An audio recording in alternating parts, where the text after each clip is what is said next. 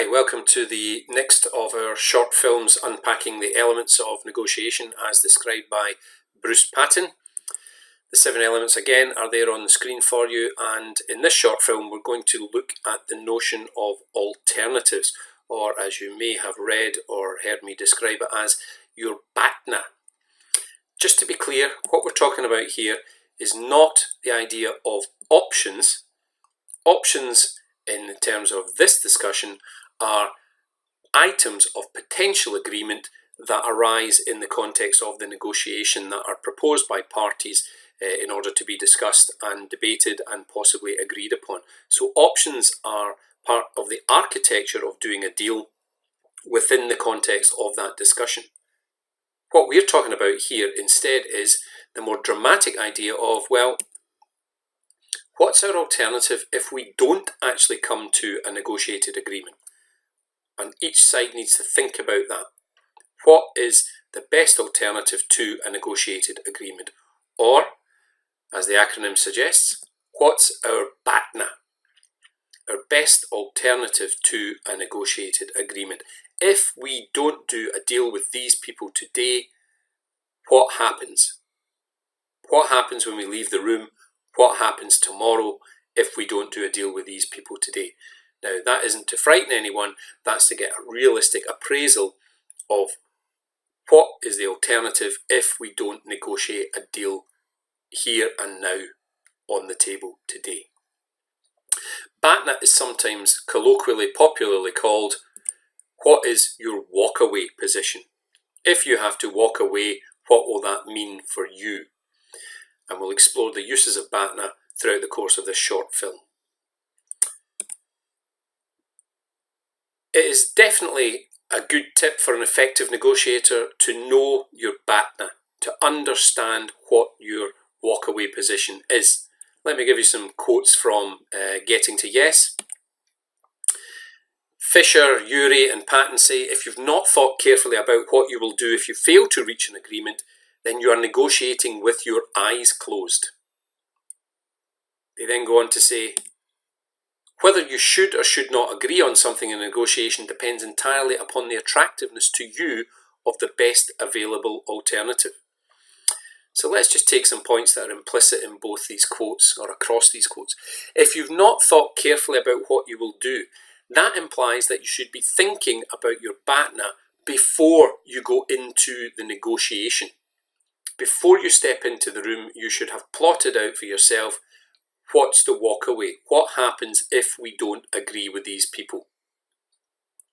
Secondly, whether you should or should not agree to something depends on how good the alternative is. So batna actually serves as a reference point, as a datum point, a measuring device against which you can calculate the value or otherwise of the deal that is being proposed in this particular negotiation. And finally, the better your batna, the greater your power. So if, for example, you're in the market for a new car and you're at the dealership where the dealer is saying, I can offer you a particular car for £12,000, that's fine. How do you measure the value of that? Well, one way you can do that and measure whether it's worthwhile continuing to negotiate might be by knowing your alternative. If you know there's a car dealer just down the street who can do you the exact same car for £11,500, then is it worthwhile continuing to negotiate with this dealer here when there's a better deal, a batna, more attractive than the one on the table in the room at present? Now, it may well be that you do want to continue negotiating there simply because of the strength of your walkaway position. You use the strength of your walkaway position to give you that leverage, that power in the present negotiation, letting the other side know about just how strong your alternative position is in order to influence them in the present negotiation and see if they may shift on where they are at the moment. So if you don't think you're going to agree, and before you get into the negotiation, you should be thinking about your own best alternative, but also your own worst alternative. What if we don't agree today? Might we get a better deal elsewhere? What will it look like? What's the realistic worst deal that we might get elsewhere? For example, if it's goods which are particularly scarce, if you don't get the deal for the goods today, what is the chance of you acquiring them at any price later on? And doing a realistic assessment of that again will inform how much leverage you have in the current negotiation and how much attention you need to pay to that and how much power you therefore have in that negotiation.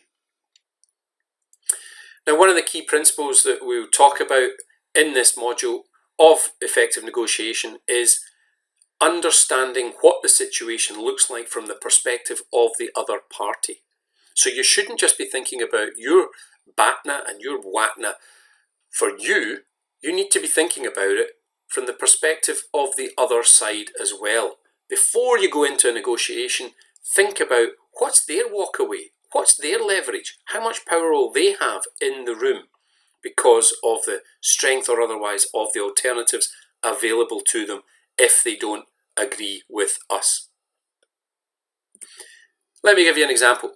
A few years ago, my partner and I were on holiday in Peru, and as we travelled the country, we went to the various open-air markets and so on that were there. It's a very haggling culture, so that was great. We got into the swing of that sort of negotiation.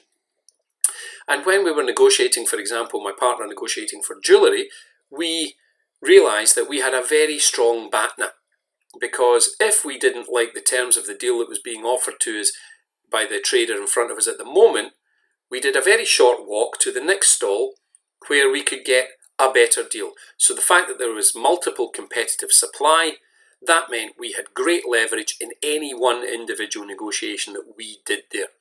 So we thought we were great. We had a strong negotiating hand because of the strength of our batna.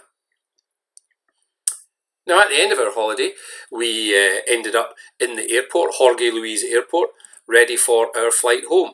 And we were in the departure lounge there when my partner realised that of all the people she had failed to buy jewellery for, she had forgotten her mum. Oh dear. What were our alternatives there then? We went to the one jewellery outlet in the departure lounge, and surprise, surprise, we found that although the selection was fine, the prices were incredibly expensive. What was our strength in the negotiation with the jeweller there? Very, very weak indeed. We had very little strength because our alternative was to leave with nothing, to go back to the UK and for my partner to fess up to her mum that she'd failed to buy her some jewellery. What about the jeweller's batna? What was his walkaway? Well, if we didn't agree a deal with him, if we didn't buy something from him, there were plenty of other departing guests who were going to be along in a minute, and they may well have been prepared to pay those prices. In other words, the roles had completely reversed. His walkaway position from our negotiation was much, much stronger because there was competitive demand. And so the batna in our case had shifted because of the different context. That's something I want to talk about now in relation to some observations made by Sibelius in an article where he was trying to say that batna is more nuanced perhaps than we might at first think. He said batnas are not fixed, and I think I've demonstrated that your batna can change over time, change depending on context, depending on market conditions, depending on the state of competition or otherwise. And actually a lot of business leaders will tell you that even as they sit down to negotiate a deal with one supplier, they have a team starting to suss out whether there are other deals available with other suppliers in order to, during the course of one negotiation, just see how strong or otherwise their batna may actually be. And they will bring that to bear within the present negotiation if they think it's tactically useful to do so. So batnas actually apply within a negotiation. And Sibelius doesn't actually like the term batna or walkaway because he believes it's actually too final sounding. He believes that batna should be retermed a no deal option, because if one option is knocked down in the course of a negotiation, then another one may spring up. There may be other things that keep you in the room rather than the very final act of walking out the room and going and seeking an alternative elsewhere. And that can mean that even if we're not doing a deal, or even if it's not the deal that we originally wanted, we're still in a relationship. If I fail to negotiate an agreement with you, then I might still end up tied to you and tied to our conflict when we go to court to try and resolve it that way. We still have a relationship, and even as we go to court, there'll still be an exchange of information. And as we know, 19 out of 20 court cases that are initiated do not actually end up with the judgment of a court. So the negotiation will continue, albeit that there has been a form of walking away, at least from one negotiating forum. So that's maybe semantic, you might argue, but it's definitely a more nuanced way of thinking about the BATNA position, or as Sebenius would have it, the no-deal option. And one point I would add to all that is there is no such thing as no BATNA. You cannot have no BATNA. Now, you might have a very poor BATNA, a very poor alternative, but it is still an alternative to doing a deal in the room. Remember, negotiation is voluntary. So even if your alternative is awful, it's still an alternative to what is on the table at the moment. And it's about judging the strength of your walkaway. The strength of your BATNA is how you judge the strength of your hand in the present negotiation. But there is no such thing as having no BATNA whatsoever. So just to sum up then, BATNA is a measuring point. It's very useful for judging the strength of your hand and the value of the deal on the table at the moment. You've got to think about yours and crucially also about theirs.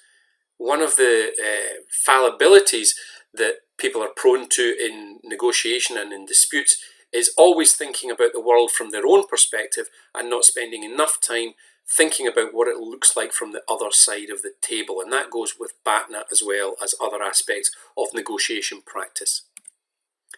Your BATNA shifts over time for the reasons I outlined a few minutes ago: changing market conditions, competitive supply, etc., etc. And therefore you should use your BATNA and their BATNA tactically. If the other side hasn't thought about their alternatives to a negotiated agreement, maybe you can remind them. Maybe you can gently let them know just how weak their alternative is. That you are the only jeweller in the departure lounge, for example. And you might want to strengthen your own BATNA in the course of a negotiation by actually actively seeking out the alternatives, doing the market research, working out what deals could be out there, who else is interested in doing business with you, and on what terms. And all of that you can do without walking away from the present negotiation, but to inform and strengthen the hand that you have in the deal at present.